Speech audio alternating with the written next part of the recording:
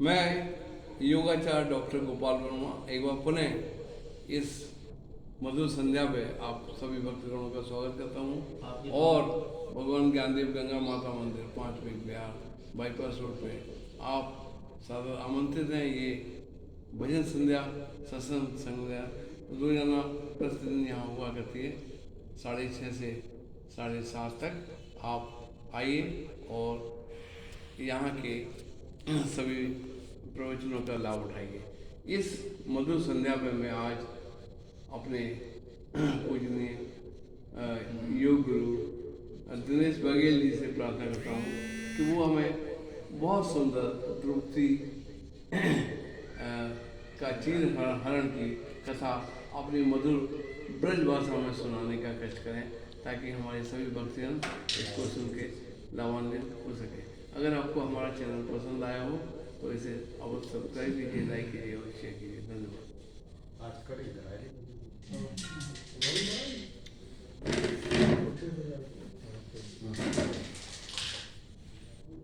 भक्त भजन भाव तुम्हें हे देवन के देव, लाज हरो संकट हरो कैलाशपति महादेव। तो मेरा कोई न सहारा बिन तेरे, गुरुदेव समरिया मेरे। मेरा कोई न सहारा बिन तेरे, गुरुदेव समरिया मेरे। तुम दीनन के हितकारी, तुम दीनन के हितकारी, प्रभु ले लई शरण तुम्हारी, मैंने ले लई शरण तुम्हारी। काटो जन्म मरण की फेरी, सामरिया शरण हम तेरे। काटो जन्म मरण के फेरे, गुरुदेव समरिया मेरे। मैं तो मेरा कोई न सहारा बिन तेरे, गुरुदेव समरिया मेरे। मैं तो प्यारो ध्यान लगाऊं, मैं तो प्यारो ध्यान लगाऊं, प्रभु चरण शीस झुकाऊं, प्रभु चरण शीस झुकाऊं। मैं तो तेरे साँझ सवेरे, गुरुदेव समरिया मेरे। मेरा कोई न सहारा बिन तेरे, गुरुदेव समरिया मेरे। तो आगे की कथा जैसा वर्मा जी के अनुसार बता रहे हैं कि द्रौपदी चीर हरण की बताओ। परसों उन्होंने कहा था तो कल हम आ नहीं सके, तो आज उस कहानी को सुनाएंगे। जब पांडव इंद्रप्रस्थ में रह रहे थे, आवाज तेज। आपकी तरफ दो ही गैर हैं। तो हाँ, इंद्रप्रस्थ में इन्होंने पांडवों ने एक अश्वमेध यज्ञ किया। उसमें सभी को राजाओं को बुलाया गया, जिसमें दुर्योधन भी आए, सारे राजा आए। दुर्योधन वो विश्वकर्मा ने ऐसा महल बनाया था जहाँ मैदान सा दिख रहा है, वहाँ पानी था, पानी नजर आता था। और जब पानी था वो प्लेन नजर आता था। जब दरवाजे थे वो दीवार नजर आती थी, जहाँ दीवार थी वहाँ दरवाजे नजर आते थे। अलग हटके था पूरा। द्रौपदी देख रही थी दुर्योधन जा रहा था, और दुर्योधन के जाते ही दुर्योधन फिसल गया, पानी में गिर गया। और द्रौपदी के मुंह से एक शब्द निकल गया। वो शब्द वो था जो महाभारत की जड़ पहला शब्द था। उन्होंने कहा शब्द ब्रह्म है, सोच समझ के तो है ही शब्द ब्रह्म है। अंध के अंध होते हैं, अंधे के अंधे ही होते हैं। तो एक तो दुर्योधन नीचे गिर गया, वो ऊपर द्रौपदी ऐसे भूल गई उसको बहुत खल गया। दुर्योधन कहने लगा, ओ पांचाली, तूने मेरे साथ में बहुत गलत किया है, मैं गिर गया था। और पांचाली बोल भी सकती थी कि जेठ जी देख के चलो जरा, यहाँ पर पानी नहीं, है, हंस लेकिन उसने ऐसे भी नहीं बोला। वो भी नहीं बोलती, हंस के नहीं बोलती, हंसना नहीं चाहिए, तो हंसना नहीं चाहिए, कहना चाहिए। हंस गई। दुर्योधन को वो बात चुप गई। दुर्योधन कहने लगा, पांचाली, नीचे पानी ऊपर ताना, पड़ गई है आग इसी गोले पर,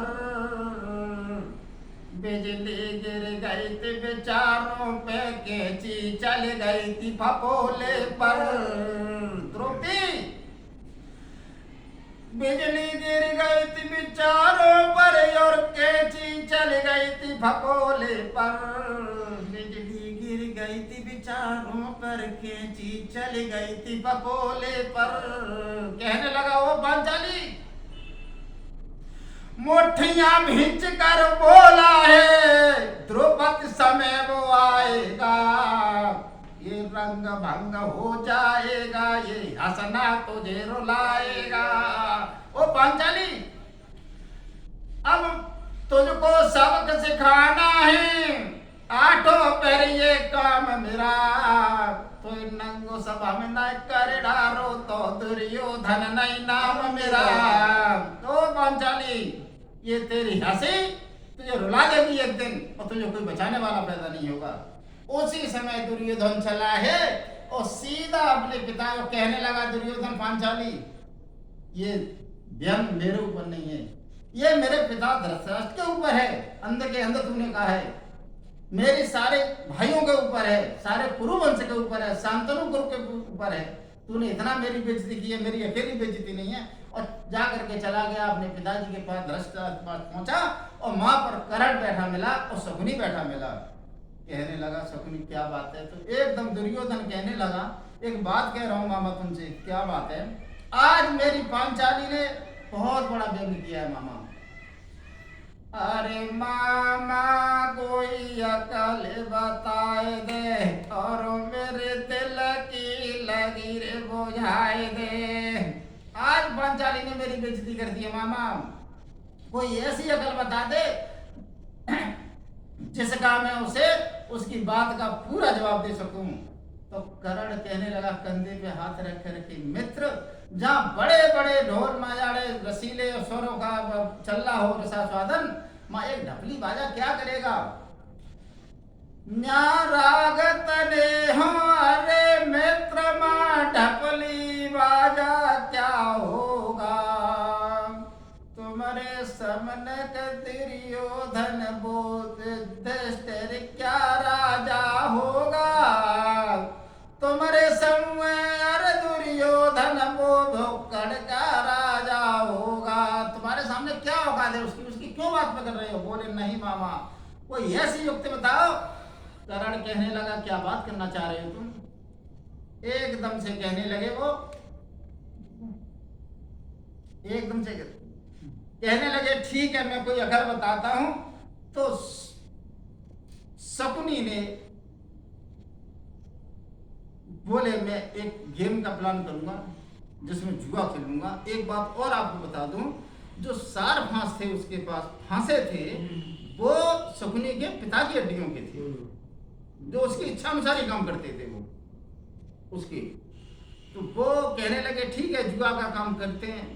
जुआ खेलने का प्रबंध किया गया। पूरे हस्तिनापुर में बताया गया कि सब लोग जुआ खेलेंगे, घर घर में, चारों ओर से हर घर में जुआ हुआ था। जब युधिष्ठिर से कहा तो युधिष्ठिर कहने लगे, भैया मैं जुआ नहीं खेलूंगा, मैं, ये गलत काम तो गलत है, मैं नहीं करूंगा। ऐसा लिखा है कि 5 दिन तो रस्साकसी चलती रही जुआ खेलने के पीछे। 6वें दिन तैयार हुए युधिष्ठिर, वो भी कह रहे हैं, भैया तेरा जाल है, मैंने तो 2 मिनट के लिए मैं तेरे साथ खेल सकता हूँ। बोले, ठीक है भैया, आप देखो आफत कैसी आ रही उन लोगों पे। तो खेलने लगे। जब जुआ का नंबर आया तो जब अंदर को आए तो पितामह भीष्म मिले हैं, कृपाचार्य ये मिले हैं, सब लोग बैठे हैं।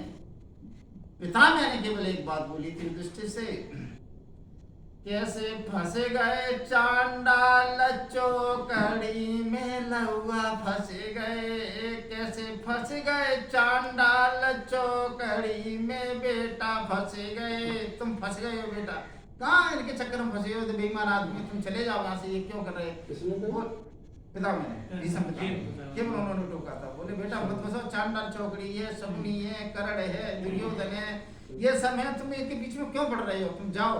तो कहने लगे इन्होंने मैंने वादा किया 2 मिनट के बाद खेलेंगे, और जैसे ही वो खेलने के लिए बैठे हैं और दुर्योधन ने अपनी जगह शकुनी को फिट कर दिया।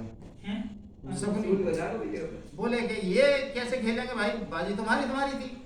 बोले कोई बात नहीं, मेरी तरफ से ये मैंने, तुम चाहो तो अपनी तरफ से किसी को बैठा दो।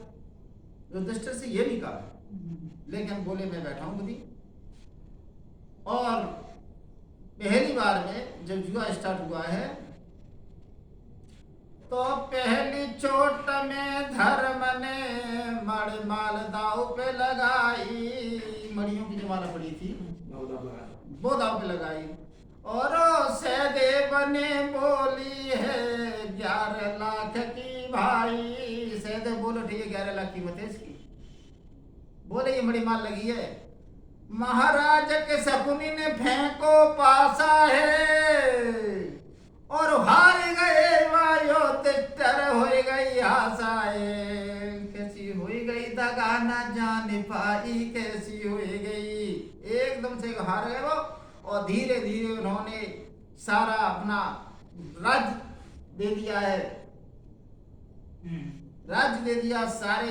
अब खुद भी हार गए, वो खुद भी हार गए। खुद हारने के बाद में खेल बंद भी हो गया एक बार को, विराम हो गया। बोले ठीक है भाई अब मैं चलता हूँ, मैं सब कुछ हार चुका। बोले एक बात और है, तेरे पास एक चीज है, युधिष्ठिर बोले खुद ही, मेरे पास एक ऐसी चीज है उसकी अनमोल कीमत है। दुर्योधन बोला ऐसा क्या है, तो बोले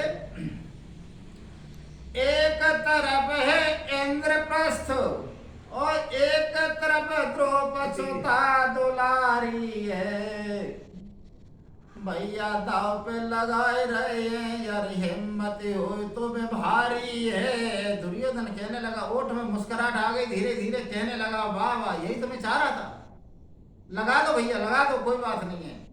और जो उन्होंने लगाई है, और द्रौपदी को ये एक बार नहीं हार गई, द्रौपदी को भी हार गई एक दिन से। अब तो इनके काटे खूनी बड़ा परेशान, कहने लगे अब क्या करूं कैसे करूं। और युधिष्ठिर वहां से चले, और एकदम से उसने बुलाया है, दुर्योधन ने अपने छोटे भाई दुशासन को आदेश दिया है, भैया भैया एक बात सुन। बोले क्या बात है। अरे पल पल होते अबेर करे मत देर महल में जाइयो, द्रौपदी को तेरी महलन से भैया लियो। जल्दी चला जा तू, बहुत आके प्यासी उसको देखने के लिए। कहने लगा क्या, अरे भर चिटलो कंठ लगाओ है तू, माँ को मेरी जाओ है तू, दुख में साथ मेरे आओ है। भैया चला जा। दुशासन कहने लगा ठीक है भैया। उसी समय भीम खड़े हो गए, कहने लगे द्रौपदी से किसी ने हाथ हला दिया तो मैं अपनी गदा के प्रहार से उसको मार दूंगा। अर्जुन भी बोल उठे हैं मैं अपने। युधिष्ठिर बोले धर्म का पालन करो, न तुम्हारे पास गदा है न तुम्हारे पास गांडी पे, सब नहीं रखे दुर्योधन के पास, धर्म का पालन करो। कहने लगे अच्छा, शांत बैठ गए। चला जाता है दुर्योधन, दुशासन जाता है शिविर में। उसमें जहां द्रौपदी थी उसी में भानुमति भी थी, जो दुर्योधन की घरवाली थी। जैसे ही वो चला जाता है सीधा दाखिल होता चला जाता है। द्रौपदी कहने लगी देवर जी ये क्या है, तुम बिना बोले चले आए, तुम्हें पता नहीं है कैसे बात की जाती है। महारानी नहीं हो तुम, अब दासी हो चुकी हो। महारानी के कच्छ में जाया जाता है, दासियों के कच्छ में नहीं जाता है, चाहे जब चाहे तब चले जाओ। कहने लगे क्या बात कह रहे हो तुम, कि हाँ। बोले ये क्या बात है तुम मैं तुम्हारे मेरे साथ चलोगे तुम। बोली देवर जी तुम सब भूल गए अब कायदा को, और काय को ले जाए रहे यो देवर ये शांतन कुल की मर्यादा को। माँ तो बड़े बड़े छात्री बैठे हैं, माँ द्रौपदी का काम नहीं। क्या बात है माँ, क्यों ले आ रहे तुम? एक दूसरा जन कहने लगा भाभी, और कहने लगी मैं रजस्वला में नारी हूँ, देवर ये पसाने हो जाएंगे, चांडाल चौकड़ी के समूह सब लोग वीराने हो जाएंगे, मुझे क्यों ले जा रही हो तुम वहां पे? कहने लगी मैं मासिक धर्म से हूँ, मुझे बहुत दिक्कत हो रही है, तुम देखना भी पाप होता, तुम्हें खींच के ले जाने की बात कर रही हो। तो एकदम से भानुमति से बोलिए दीदी दीदी रोको दीवारू नहीं मान तू है, दीदी रोको बहना रोको दीवारू नहीं मान तू है। बोले क्या बात है? एकदम से भानुमति कहने लगी इस तरह से किसी के साथ जबरदस्ती करने का कोई नहीं है, और ये बोले मेरे भैया का आदेश है। बोले सीधे भैया से कह देना भाभी ने मना कर दिया है। बोले भैया का आदेश तो कोई भी नहीं डालता। भानुमति भाभी तुम्हारी हिम्मत ऐसे? बोले ठीक है मैं ऐसे जाके बोल दूंगा, लेकिन जो रिजल्ट होगा तुम देखोगी। भानुमति भी डर गई, अन्याय तो है, समझ नहीं आया मेरे साथ भी गलत न करते। वो पीछे हट जाती है और द्रौपदी से कहने लगी चलो। बोले तुमने बात बोला था, मेरे भैया पागल से हो ही गए हैं, तेरे साबुताने को धोते। क्या बोला था द्रौपदी? फिर से बोलो अंधे के अंधे होते हैं। सोई द्रौपदी को याद आ गई ये बात है। द्रौपदी कहने लगी क्या बात है, ऐसे ऐसे कह रहे हो? भानुमति ने कहा है, रोका था, लेकिन ये क्या नाम है दूसरा शब्द बोला है। तुमने एक शब्द बोला था ना भैया से, भैया ढो रहे उस शब्द को आज तक। रोक दो, है ना? अच्छा तो और बेपते में बेपति विपत्ति में बेपता बेपति में बेलो दगारे दे जाए। अरे घर को भैया बात न पूछे, रिश्तेदार रे पीठ दे जाए। और बेपदा पर गई चंदेले पे, घेरे परे धनी चौहान।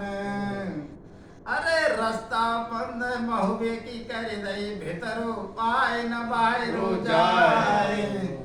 और गैया बछरा गोबर खाए रे, घोड़ा लौट रे लीद को खाए। और तेरे से जे तज दई है पुरुषन ने, तिरियन तज दई सब सिंगार। और बोलिया और मैया बोली फिर वहाँ पे से घर पे होते योदय सिंगराए। आला उदल घर पे होते होते जियत बीर मल खान। और ओरम होवे किए नाय देखते कायो कादे धनी चौहान। और बांधु माऊ और बांध को खटगाओ है सिर साको, पानी लगो महोवे आए। और सोई बेपता घर घर घूमे, जाने कबे दगाते जाए। आज है बेपता द्रौपदी पे दुश्मन नंगी रहो कराए। आज द्रौपदी को खींचने के कहने लगा देवर ऐसे मत करो, मेरे साथ में इतनी जबरदस्ती मत करो, मैं मलिन कपड़े में भी तुम्हारे साथ नहीं जा सकती। लेकिन उसने नहीं माना और द्रौपदी का झटका दिया और कहने लगी रगड़ती हुई जा रही द्रौपदी, मेरे अंग खुल रहे हैं देवर जी, मुझे कपड़ा सही करने दो, मेरे बाल खुल गए हैं, मेरा वो करने का। और बोले ठीक है, और जा करके एकदम द्रौपदी यहाँ खड़ी हुई। दुर्योधन कहने लगा आ गए। अरे रंग भरी रस भरी रंग भरी, रंग भरी रस भरी रंग भरी, ऐसी बात तूने क्यों करी? रंग भरी रस भरी, मैं तो सोच रहा तुम जल्दी से आओगी, और मैं तो सोच ही रहा हूँ घरी घरी। रंग भरी, अरे आ गई तुम, क्या बात है, तुम्हारे बिना तो सुना सुना था ये। कृपाचार्य भीष्म पितामह द्रोणाचार्य सभी लोग देख रहे हैं तुम्हारी ओर, तुम कहाँ नहीं थे? द्रौपदी की आंखों के शर्मा के मारे एकदम पर्दा सा गिर गया। कहने लगी, ये क्या हुआ पिताजी? ये भीष्म पितामह बैठे हैं। तो कहने लगे, रो करके बोली दुर्योधन, ये घर घर एक साने हो जाएंगे, चांडाल चौकड़ी के समूह सब लोग वीराने हो जाएंगे। क्या बातें! द्रोणाचार्य ब्राह्मण हैं और बहू को नंगी देखेंगे, दादा भीष्म सभा के अंदर मुंह को नंगी देखेंगे। सारी सभा ये चुप बैठी, मैंने ऐसा इंसाफ नहीं देखा। आज तक बिटिया को नंगी करता बाप नहीं देखा। छोटे भाई की बहू अपनी बेटी के बराबर होती है, तू क्या पाप कमा रहा है? और मैं तो सोचा भी नहीं था इस तरह से काम करेगा तू। दुर्योधन कहने लगा, द्रौपदी याद करो उस दिन को, तुम क्या बोली थी? हम तो द्रौपद एक कष्ट की क्या है तुझे? देख, हम तो अंधे के अंधे हो गए, सब 100 भाई अंधे हैं। और कृपाचार्य द्रोणाचार्य जो सीनियर आदमी, वो गर्दन नीचे डाले हुए नीचे को देख रहे हैं। अब देखने वाला कौन है? तेरे पति। और पति के सामने पर्दा क्या? खोल दे साड़ी को। कहने लगे, कुछ भी तो था वो दुर्योधन। वो तो अंधा ही था, वो तो अंधा बता ही दिया था द्रौपदी ने। अच्छा, दुर्योधन यही बोला है, अच्छा। क्या अंधे के हम तो सब अंधे हो गए सब। और जो तेरे सास ससुर जो बैठे हैं ससुर वगैरह, ये नीचे गर्दन डाली है तो देख ही नहीं रहे तुझे। अब रह गए तेरे पति, और पति के सामने पर्दा क्या? पति ने कब तक साड़ी कब नहीं देखी कंधा पर, पति ने साड़ी पत्नी की अरे कब नहीं देखी कंधा पर। और जल्दी द्रौपदी नंगी हो जा, का देखे ये अंधा पर। हम तो अंधा मुंह में सच क्यों कर रही है, हम तो देख ही नहीं रहा कुछ। कहने लगी द्रौपदी, आप तो इनको फंसा लिया। और सुन, मैं तो उसी दिन सोच रहा था अंधे के फंदे में फंसेगी तब तो ये पता चलेगा। कहने लगे, द्रौपदी कहने लगी, मैं क्या करूं? और एकदम भीष्म पितामह के पास जाती है। कहने लगी, कर्ण जैसे महाबली और और ये भीष्म पितामह हमें नंगी नहीं होने देंगे। लेकिन कर्ण की ओर बोली, तुम भी ऐसे बोले? तुम तो। कर्ण एकदम खड़ा हो गया, तू कौन सा दूध की दुली है? 5 को रह रही है, 5 को। तुझमें वैसा में अंतर ही नहीं है। ओहो, सोई द्रौपदी की आंखों से आंसू निकल गए। कहने लगी, एक कर्ण जैसे महाबली, इनकी नाई जवान पे बंदी है। अंधे का है सिर पे ये कि क्या सभी सवायां अंधी है। क्या बात है, सभी अंधे हो रहे हैं यहाँ पे। एकदम से कहने लगे, खींच साड़ी खींच। जो वहां पर चला है दुशासन। द्रौपदी कहने लगी, मान जाओ, साड़ी मत खींचो मेरी। लेकिन साड़ी खींचने का नंबर आया से द्रौपदी सबको बुलाती रही। और एक बात और बोली, मेरे 5 पति बैठे हैं और नीचे गर्दन डारे हैं। इनकी ये की टूट गई, ये मोए जुआ में हारे हैं। जब खुद हार गए, इनका अधिकार ही नहीं था मुझे हारने का। फिर जब खुद हार चुके, इनको अपने शरीर पर अधिकार नहीं, मुझे क्यों हारे? बोले, मुझे हार चुके ये। और बोले, एक बलम की नारी, एक पति की औरत होती है। एक पति की नारी बलम को लगते प्राण से प्यारी रे। हम 5 पति की नारी है तो जाए रही लाज हमारी रे। और मेरी कुंती सासुलिया ने दे हिजड़ा जाई रे। और साड़ी उतर रही है सभा में नीचे गर्दन डारी रे। ओ दुर्योधन मोर राण समझ, मेरे 5 पति मरे बैठे। इच्छा हो सो कर ले रे, ये बीच नारी करे बैठे। जो इच्छा हो सो कर ले, मैं भी बैठा हूँ। एकदम द्रौपदी जोड़ती रही हाथ और एकदम भगवान कन्हैया को उसने ध्यान किया। ओ मुरली बारे श्याम, तो तेरी बहन रही थी बुलाई रे, और भारी सभा में यो मोहन मेरी लीजे लाज बचाई रे। भगवान आ जाओ प्रभु, याद करो बात दिन की, मोहन उंगली कटी तुम्हारी थी, और उस उंगली के कारण ही फिर साड़ी फटी हमारी थी। जब तुमने शिशुपाल का वध किया था सुदर्शन चक्र से, जब चक्र लौट के रहा तुम उंगली में चोट लग गई थी, तो मैंने साड़ी अपनी फाड़ के तुम्हारी बांधी थी। अरे जैसे कपिला गाय बनी में जाए सिंह ने घेरी, और तैसे ही देना ना था दिशा भाई मेरी। आ जाओ प्रभु।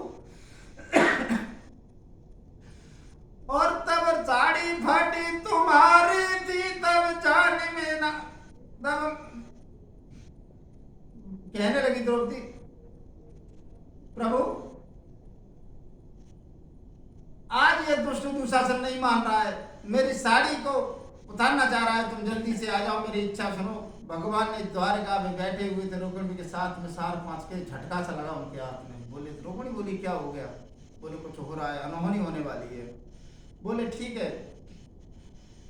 और भरी सभा के अंदर भगवान ने गरुड़ का इंतजार नहीं किया और सीधे दौड़ पड़े वो सभा में आ गए जहां पर केवल भीष्म पितामह द्रौपदी के अलावा भगवान किसी को दिख ही नहीं रहे थे।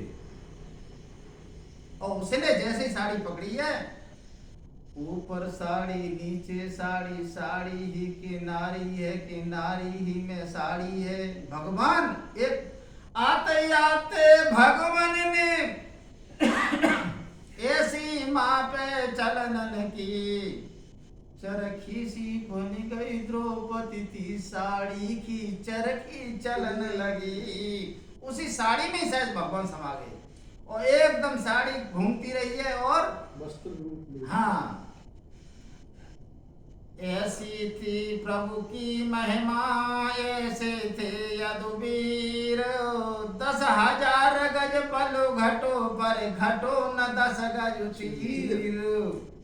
आज साड़ी में खींचते जा रहे हैं तो एकदम से द्रौपदी कहने लगी, क्या बोला था तू दुर्योधन, तू ये तने पापड़ धोते हो, मैं हाथ उठा के कह रही हूँ अंधे के अंधे होते हैं। 100 बार में ये कहती हूँ अंधे के अंधे होते।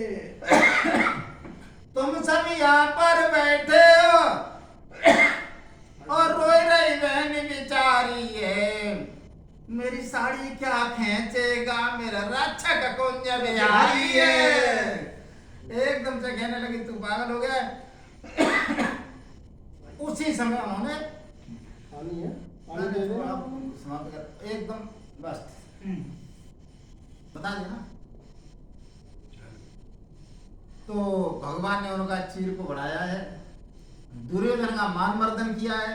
उसके बाद में ये लोग वनवास को चले जाते हैं शर्त के अनुसार। अब भगवान द्रौपदी कहने लगी प्रभु सुनते तो हो लेकिन देर लगा ली, बहुत देर लगा ली। बोले तूने तो द्रौपदी मुझे बुलाई सबसे बाद में, तू तो दादा भीष्म के पास लगी रही, दुर्योधन से युधिष्ठिर से इनके पास ही लगी रही, तूने हमें तो बाद में बुलाया। जब मुझे बुलाया बोले नहीं तुम अहल्याबाई तार रही, तुमने सब वो किया है लेकिन तुम बाद में आए हो। कहने लगे जब तुमने बुलाया तब मैं आया हूँ। तो बोले ठीक है। तो कहने लगे भगवान भक्तन ने हमको नाना भांति नचायो री, भक्तन ने हमको नाना भांति नचायो। और भगवान एक बात और बोली, कसौटी साफ कहती है ये पीतल है ये सोना है कसौटी। तो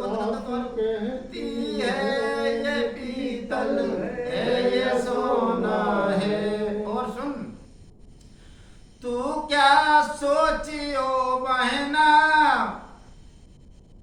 तू क्या सोचयो बहना, अर्जुन मोदी का खिलौना है, कसौटी साफ कहती है ये पीतल है।